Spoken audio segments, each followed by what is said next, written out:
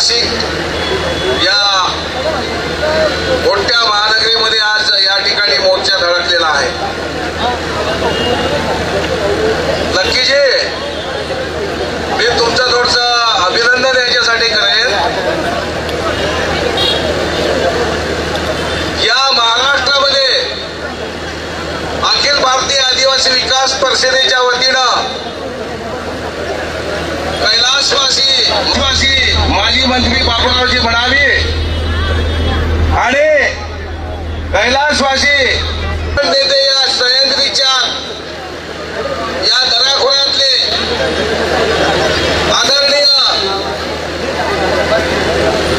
माननीय मधुकररावजी पिचड साहेब यांच्या नेतृत्वामध्ये लाखो मोर्चे निघाले आणि आदिवासींचं आरक्षण संरक्षणासाठी त्यांनी स्वतःच्या मंत्रिपदाचा सुद्धा कुठलाही म्हणजे न करता राजीनामा दिला होता 1994 मध्ये। अशा स्वर्गवासी पिचड साहेबांचा सुद्धा लक्कीजींना आशीर्वाद आहे।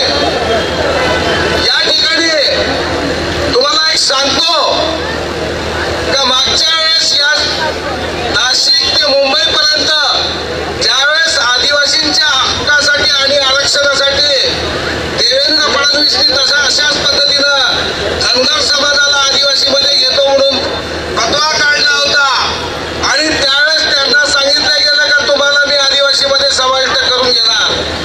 एकमेव या ठिकाणी तरुण तूर्त कार्यकर्ता तुमच्यामधून निघाला आणि निधड्या छाटीनं त्यांनी या ठिकाणून मोर्चा अत्यंत प्रतिकूल परिस्थितीमध्ये मुंबईच्या पर्यंत या ठिकाणी नेण्याचा प्रयत्न केला आणि 18 दिवस जेलमध्ये त्या ठिकाणी आपल्याला स्वतःला बंदिस्त करून घेतलं। म्हणजे एवढा मोठा कार्यकर्ता तुमच्यामधून आज घडत असेल आणि काही लोकांना समजलं काही लोकांना नाही समजू शकले तो त्यांचा प्रश्न असेल, पण ज्या ज्या लोकांना समाजाचं अस्तित्व आणि समाजाचा स्वाभिमान आणि आपण समाजासाठी आपल्याला काहीतरी करायचं अशी तळमळ असेल त्यांनी या ठिकाणी काही का असेना संख्या जरी कमी असली तरी काय हरकत नाही, पण लक्की जाधव म्हटलं तर देशामध्ये एकमेव अखिल भारतीय आदिवासी विकास परिषदेचा जर कार्यकर्ता असेल आणि अध्यक्ष म्हणून काम करताना मणिपूर सारख्या ठिकाणी कोणाची हिंमत नव्हती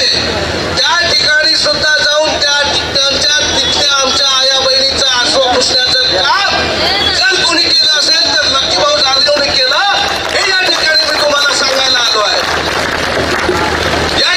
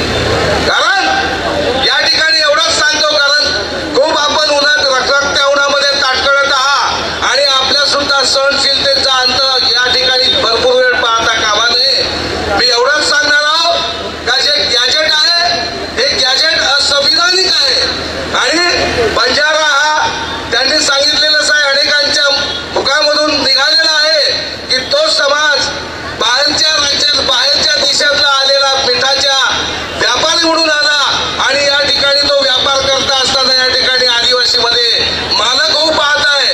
तर हे कदापि कोणाच्याही बापाला शक्य होणार नाही जोपर्यंत या देशामध्ये डॉक्टर बाबासाहेब आंबेडकरांची घटना लागू आहे तोपर्यंत कुठलाही समाज या ठिकाणी घुसू शकत नाही. आणि एवढाच मला म्हणायचं आहे आणि या ठिकाणी पुन्हा सांगायचं आहे का लक्की भाऊ जाधव हे एक चांगलं उदयंत व्यक्तिमत्व आहे. त्यांच्या पाठीमागे आपण सर्वांनी जेवढ्या काही संघटना, कारण त्या दिवशी आले त्यांच्या स्वागतासाठी नांदेडमध्ये लाखो लोक त्या ठिकाणी जमलेले होते. यवतमाळमध्ये सुद्धा चांगले लाखांना मोर्चे निघत आहेत. आणि खऱ्या अर्थानं जर का कोणी सुरुवात केली असेल मोर्चाची तर लक्की भाऊ जाधव यांनी प्रेरणा दिली म्हणून संबंध महाराष्ट्रामध्ये आज रस्त्यावर उतरून मोर्चे निघत आहेत. हे एक उपलब्धी आहे. आणि या ठिकाणी एवढंच म्हणतो मी का लक्की भाऊला मी स्वतः जवळून बघितलेलं आहे. लक्की भाऊंच्या घरी जर गेलेलो आहे, अहो परिस्थिती एवढी नाजूक आणि प्रतिकूल परिस्थितीमध्ये असलेला एका झोपडीतला कार्यकर्ता या तुमच्या नाशिकमध्ये येऊन त्यांनी या नाशिकच्या आदिवासींसाठी नाक उंच करावं यापेक्षा स्वाभिमान तुमच्यासाठी कोणतं असू शकते. म्हणून मला एवढंच म्हणायचं आहे, या ठिकाणी गणेशजी गवडे यांनी चांगलं या मोर्चाचं नियोजन केलं त्याबद्दल मी एक त्यांचं अभिनंदन करतो आणि मला या ठिकाणी बोलण्याची संधी प्राप्त करून दिली. आणि मी सुद्धा